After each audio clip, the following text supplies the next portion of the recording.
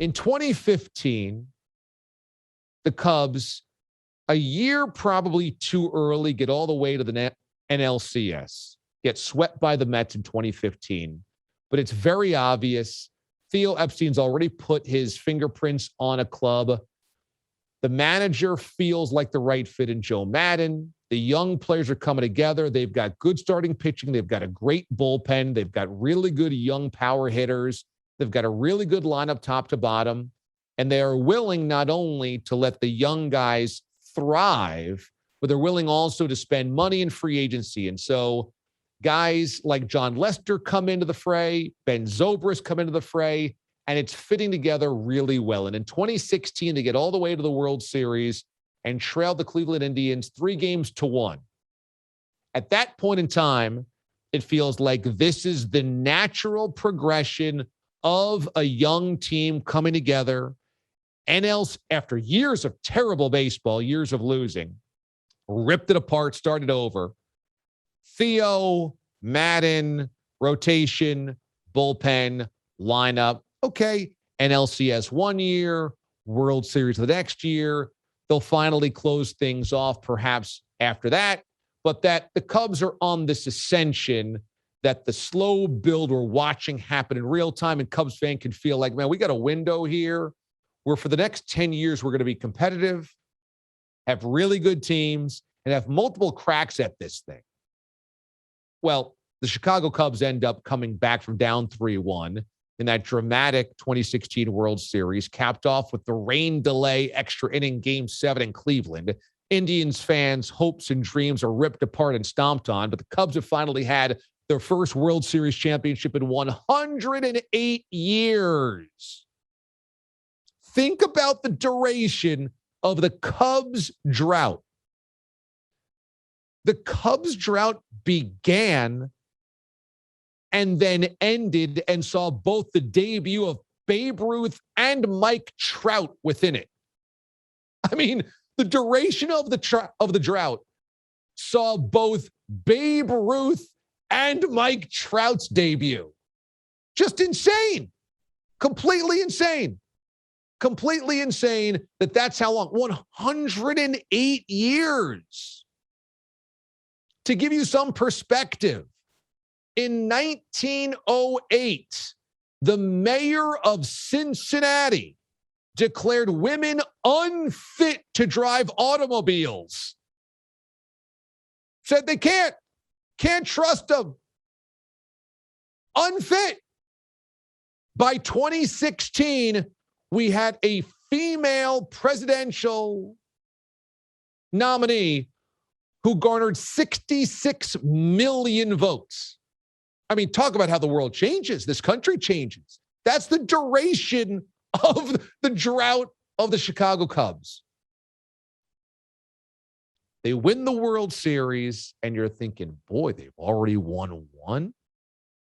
2016. Whew. All these guys are not even in their primes yet. And deep pockets, they've now monetized Wrigley Field. Theo's running things. I mean, this is going to be a hell of a run.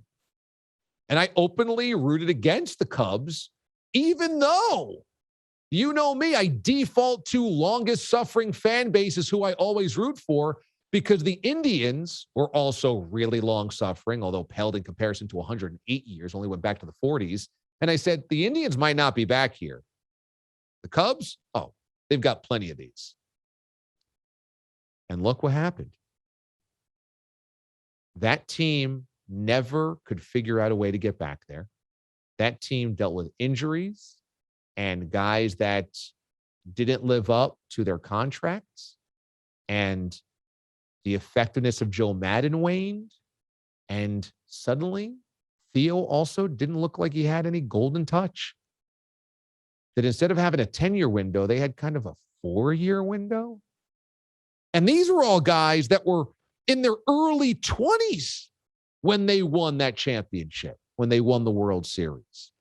And now they ripped it all apart. It's gone. It's over.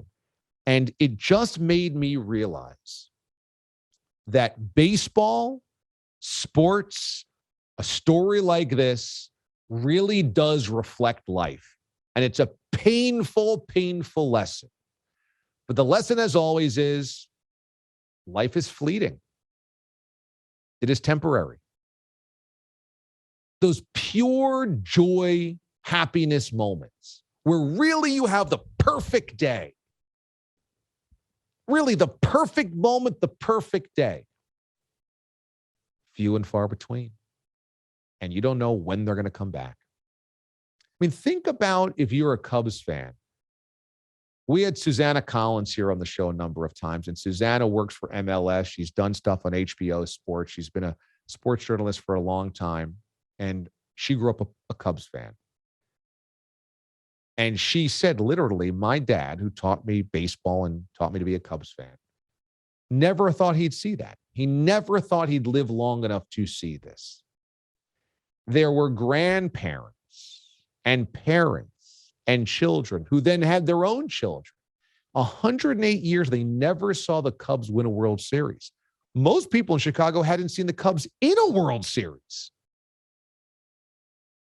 And then you do it, you see it, you witness it, you experience it, and as soon as it's there, it's gone again.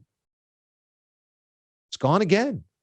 And now you restart and you sell off all these guys. And when's the next time the Cubs are going to be good enough to win a World Series? Is it going to be another 108 years? Who knows? Who knows? You just don't know. And the point is, when your team is going through a run like that, be there, be engaged, be part of it. Go to the Deer District. Be around people. High five strangers. Hug the guy in the body paint. Meet people. Do things. Get out of your basement. Be around the joy, the celebration, the excitement. I went back after I saw the Cubs rip apart their roster. So I'm going to watch the last innings of Game 7 again. What was that like? And there are fans in Cubs gear that went to Cleveland, and they see it, and they're experiencing it, and they're smelling it. And then they show shots of outside Wrigley Field. There's thousands of people outside Wrigley waving the W, waiting for the championship. And all of those people, whether you could afford to do that or not, or had to be at home with the kids or not, or what have you, have such a moment. They have such a moment. They have such a brief, fleeting moment. And who knows when you get that again? And it is that, to me, there's the magic with sports. You know, the people that say, I'm not going to go to the parade because I've been to that already. Phooey. Who cares? I wouldn't go again. I've been to too many in my life. You know, the Boston sports fan that's been to like 9 parades.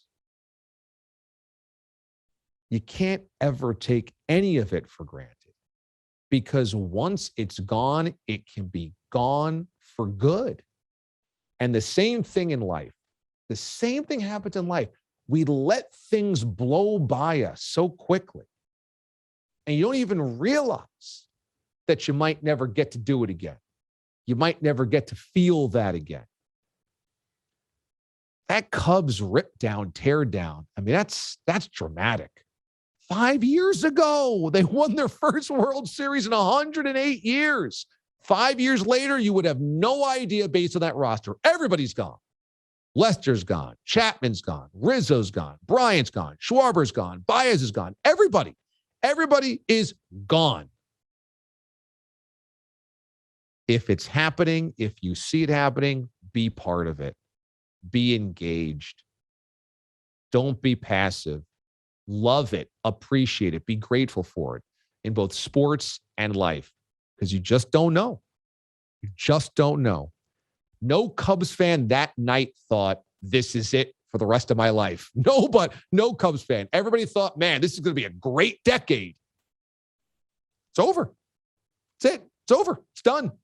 5 years ago. 5 years ago. It's over.